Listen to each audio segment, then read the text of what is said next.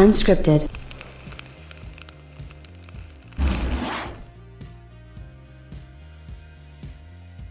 Really fun time to be a gamer, and especially leading up to the launch of the next generation consoles. And now we get even more information about both the PlayStation 5 and what it's going to be bringing to the table for anybody that's going to be getting one here in the next week and a half, which hopefully it's you. Honestly, I hope that that's you, because, you know, so many people clearly want to get a PlayStation 5 and maybe won't be able to do that. So this is really cool to see. And again, one of those things that a lot of people were talking about maybe would be a disadvantage for the PlayStation. Turns out not really a disadvantage at all, and a really good job of Sony of getting out there and getting ahead of the narrative. Listen, I covered the Xbox One at the start of this current generation, right? It's still the current generation until the next one officially launches, so you still got another week and a half or so of me calling it the current generation. With that being said, there was so much FUD, which stands for fear, uncertainty, doubt, spread about the Xbox One. It was almost a full-time job just talking about it, because most of it was, quite honestly, nonsense. I mean, yeah, the Xbox One was clearly not perfect, but they were clearly getting a lot of extra hate just for a lot of the stuff they attempted to do in terms of, you know, the DRM and that kind of stuff. So with that being said, now we're seeing that for some reason against the PlayStation, and I don't quite frankly understand it, but at the same time, I get how it's done. You know, I know how to play the game.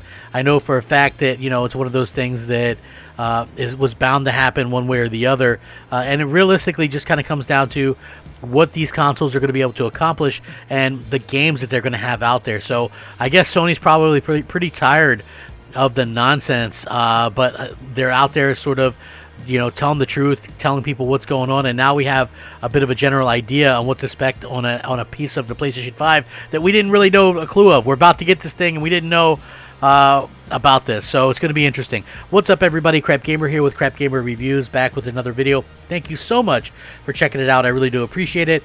Please like, share, subscribe. I would appreciate that as well. It helps out the channel, and it means a lot to me personally. And if you're looking for a way to help out my small little measly channel, the best way to do that is a simple like. It's free for you, and it means the world to me. So please, thank you so much for all the support and stuff like that. So thank you guys very, very much. With that being said, we don't know exactly what the PlayStation 5 hard drive situation looks like after the OS and everything is installed and stuff like that. But now, according to this, it looks like the PlayStation 5 has around 712 gigabytes of usable storage. Again, this is a bit more than the leaks from a few weeks ago that said it was 664. For comparison, obviously, the Xbox Series X shipping with a 1 terabyte has around 800 gigs of usable storage. So if this is true that we actually have, you know, the 712, then I think that that would be pretty phenomenal as well. And it makes a lot of sense that this is really cool to sort of see that come about. You know, listen, Sony actually out there making a ton of moves out there, you know, and I still think that, you know, there are going to be a lot of games out there, obviously, that are going to eat into that. Like people are saying Call of Duty is going to be one of the things as well.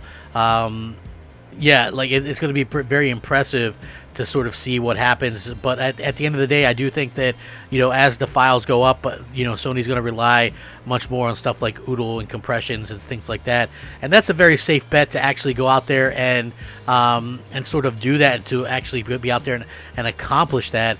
For the simple fact of the matter is, you know, there's a lot of these rumors and stuff that go out there and kind of people start running with them, and then, you know, people treat them sort of as facts.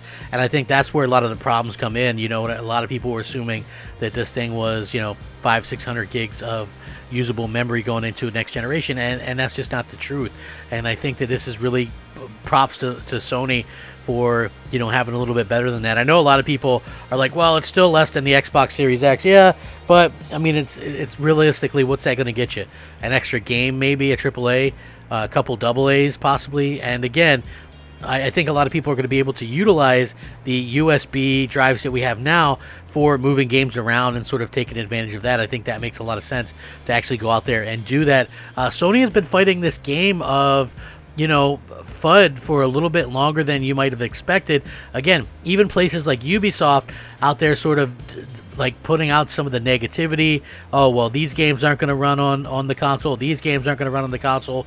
You have poor Jim Ryan out there giving an interview saying they're going to support the PlayStation 4 through 2022, and people jump on that as if he's going to actually be putting all their exclusives on it through 2022, when he nowhere near says anything like that. He just says they're going to support the console. He never said that they're going to put the games on there. That's what I'm saying. Like, support in the same way they supported the PS3 for years after the PS4 was out. You know, the PS4 was a huge success, but it didn't mean that they stopped supporting the PS3 right away, and they're going to do the same thing with the PS4. They're obviously going to support it, and they're going to be doing these type of things the same way that they've always done it. I just don't understand why people realistically have to kind of run with the false narratives and stuff like that. It is very interesting to see how this sort of plays out. Again, at the end of the day, it really comes down to your preference and where the games are. But this isn't even the end of it, honestly, because you have even more stuff coming up, like people falsely claiming that the PlayStation 5 now has 150 games that won't really support it or whatever, you know, which I think is sort of ridiculous to really think that. So if you guys didn't know what I was talking about, the PlayStation 5, according to this, says it might have issues running 150 PlayStation 4 games.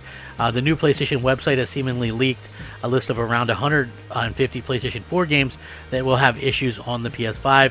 Enterprising gamers have discovered an internal list of backwards compatible games for the PS5, and around 150 of them could face issues in the new console.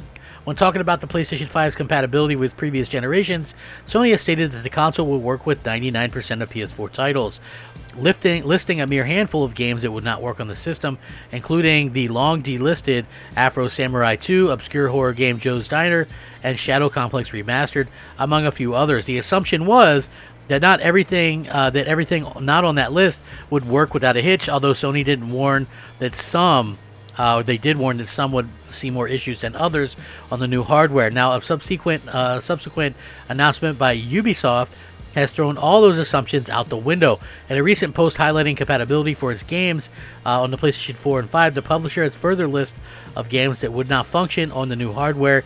The list included several PSVR-focused titles, as well as Assassin's Creed Chronicles and Assassin's Creed Syndicate.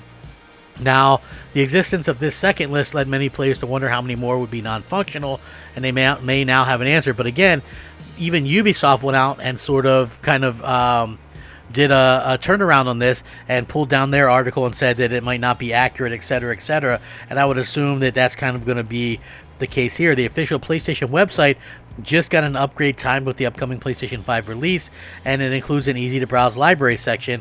A user from a forum noticed that an API that monitored which games on display based on an internal backwards compatibility list, which is a clear view into which games Sony has deemed as not working currently on the new hardware, also published that the list lets users search through an entire catalog to ensure that everything from Killzone Shadowfall to Streets of Rage 4 made the cut from the site. And there's a list of games deemed as bootable but not compatible as well. So there's quite a few notable games among the 150 titles that will likely not function if this is accurate, including several sports titles, MLB The Show series. In the past 2 years of NBA 2K apparently don't make the cut. Bethesda's Prey and Ninja Theory's Hellblade are also on the list, two games that Microsoft would probably like to have exclusively playable on its own platform in the future. There's also the recently released Mafia 3 Definitive Edition, several Call of Duty games, and the Arkham City portion of Batman Return to Arkham. It's going to be interesting to see if publishers and developers comment on this or what they talk about. Is this going to be something that they update? Is this going to be something that we see more of? We'll have to see exactly what we're going to have to see. Hopefully this is something that they can get fixed and rectified. Not that I think old games are a huge reason to play new consoles or to buy new consoles.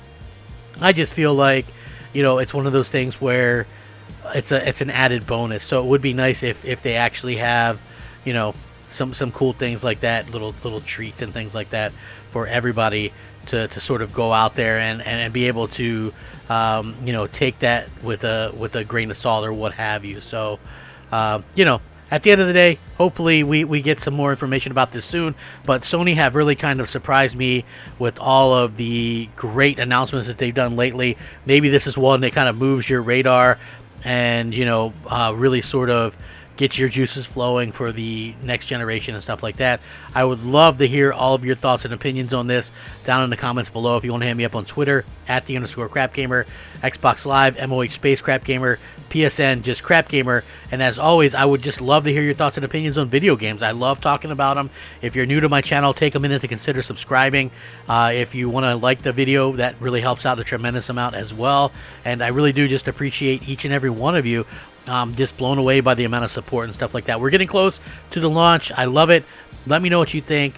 Have a fantastic day, and I really do hope you guys all stay safe, happy, and healthy. Hope you all had a really great Halloween as well.